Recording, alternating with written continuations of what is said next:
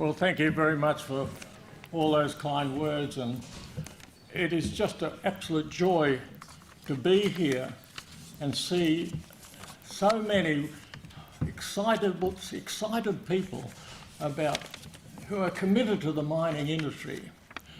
I should tell you a little bit of history.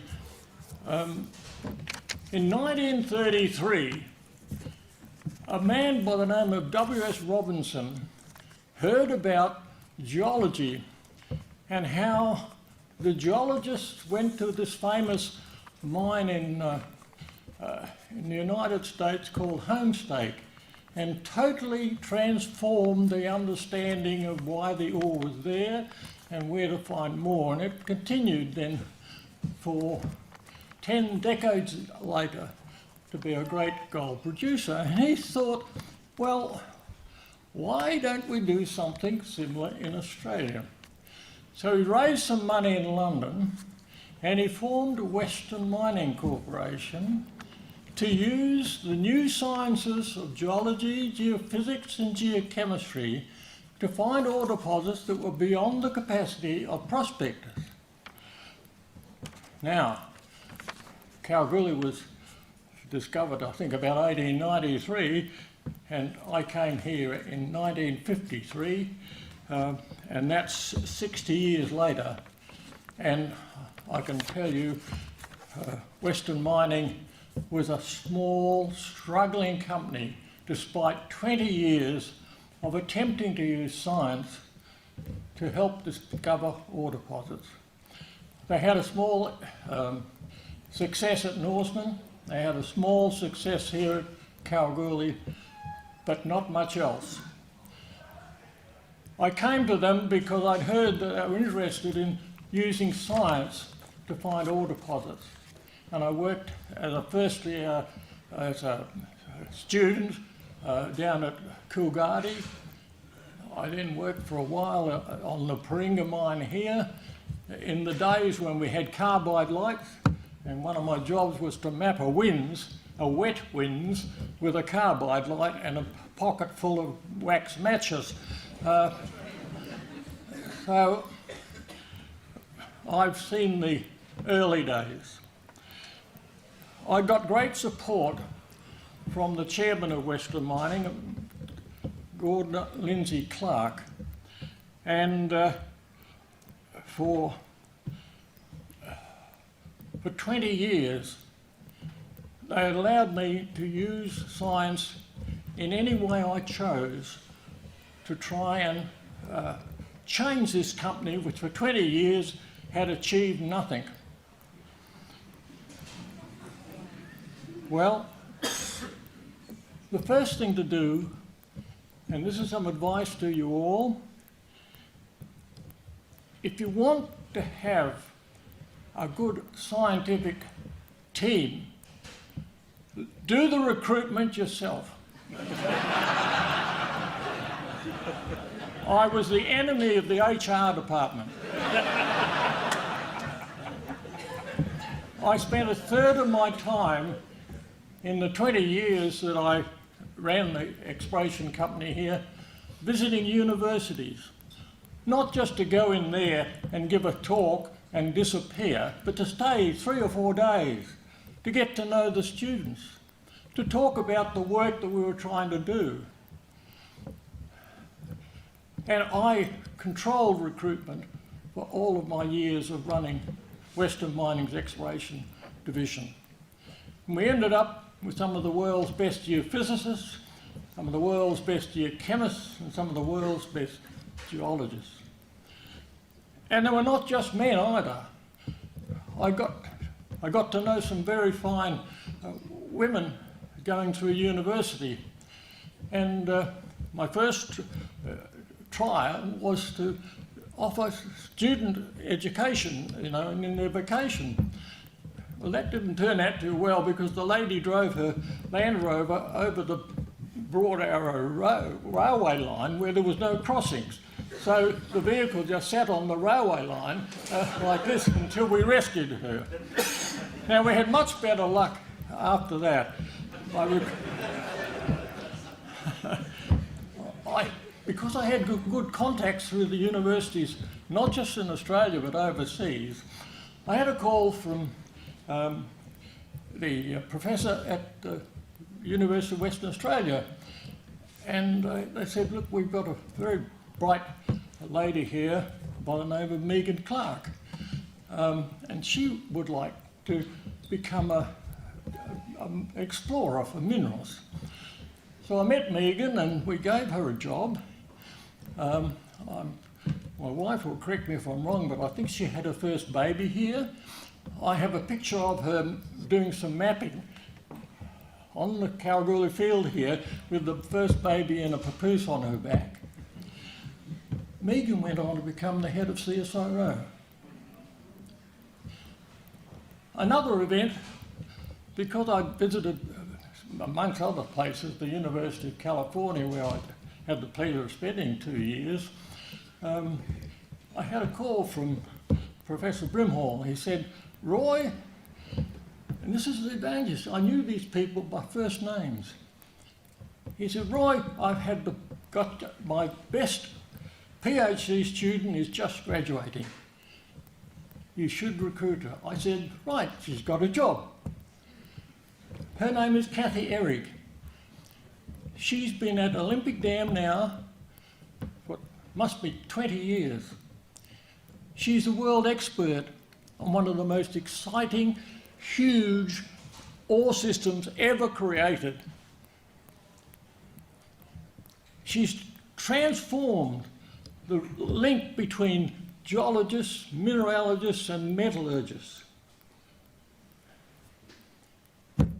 Just two examples of very fine women that I recruited. I recruited, of course, many fine men, and that's the reason we were successful. When I came here in 1953, this ore system here had been known for 60 years, and there was no map of the stratigraphy. With a young man, graduate of this School of Mines, we transformed that. We sorted out the rock succession here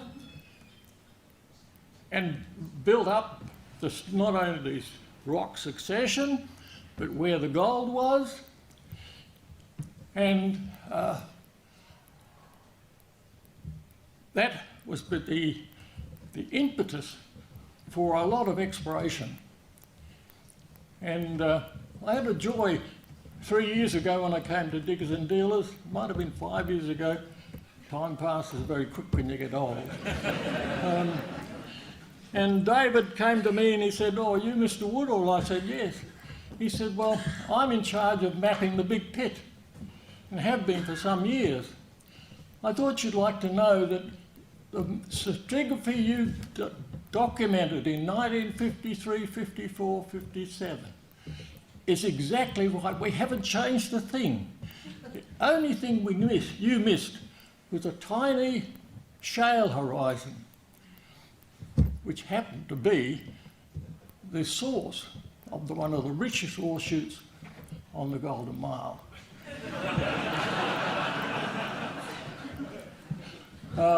It was called the Arroyo Chute. I persuaded some Anglo-American and Newmont to look for a southern extension of the field. They drilled 13 holes unsuccessfully. And I said, well, they didn't know the stratigraphy.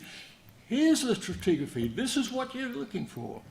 So they gave me 2 drill holes. The first one confirmed the stratigraphy nicely, and the second one intersected a tiny zone of chert. It assayed 20 ounces to the tonne. It's still there, not followed up. Don't think this field is finished.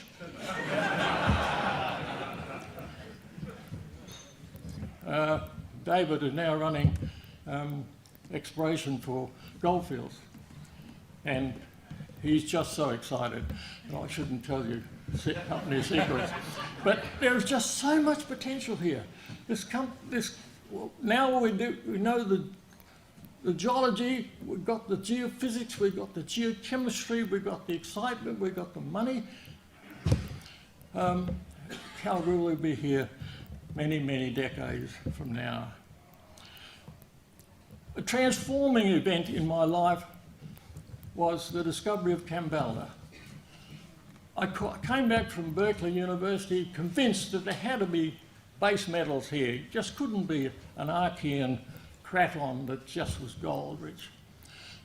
And a prospector brought in some ironstone. Well, you don't have to wander out in the bush too long before you find bits of ironstone. I was told it had some nickel in it, but uneconomic. I sent it off for spectrographic analysis, and it came back anomalous in tellurium, anomalous in silver, anomalous in molybdenum, a little bit of copper, and nickel. And I looked up a famous textbook of Goldschmidt's on geochemistry and looked it up.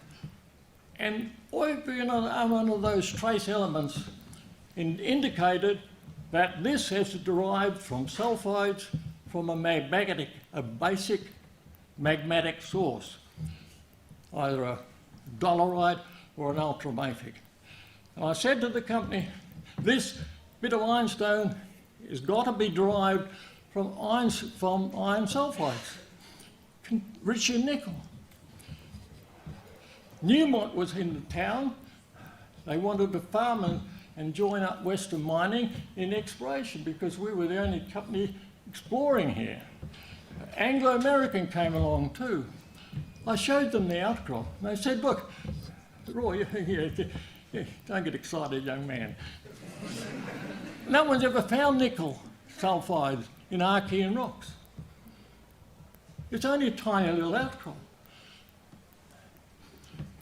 Well, Western Mining trusted me and they gave me 5 drill holes. The chief geologist was very annoyed. He thought that he had better prospects. We put the first drill hole down and we were looking for the base of this ultramafic. And we went through the base and it was barren. Fortunately, I'd recruited a smart young man who'd had experience at Sudbury, and he was told when he was a student there, if you're drilling for the Sudbury ore system at the contact, always drill another 100 metres on, just in case. He did that and he cut 8% nickel. Now, I had 5 holes.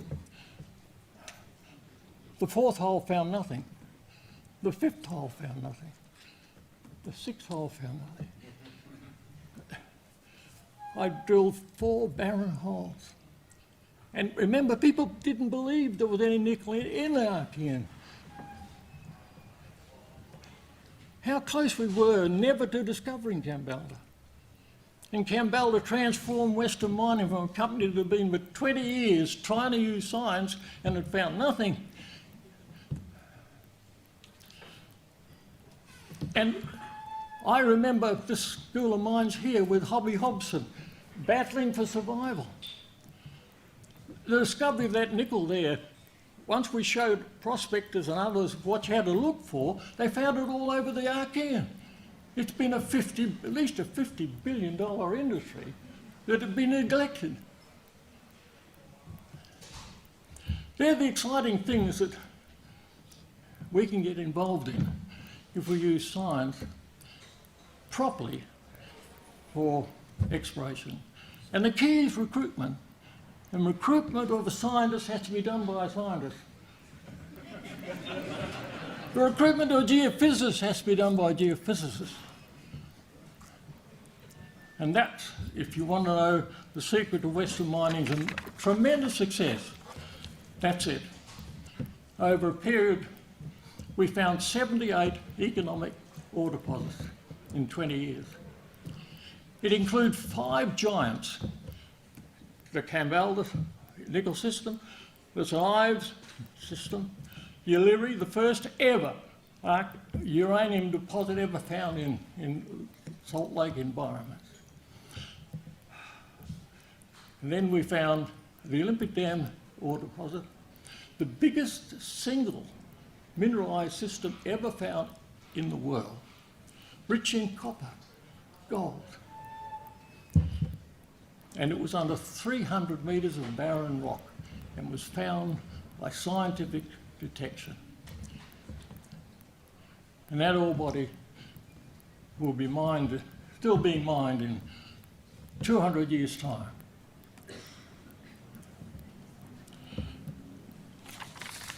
It's been a great honour to be recognised in Kalgoorlie. I retired 20 years ago, but I love coming back here. And we brought up our family here. We love the environment. Our children got a good education here. And I just thank you very much for this great honour to recognise the Woodall name on the Agriculture campus, which is such a valuable asset, not just to Kalgoorlie, not just to Western Australia, but to Australia, because of the people like you who are graduating from here. Thank you.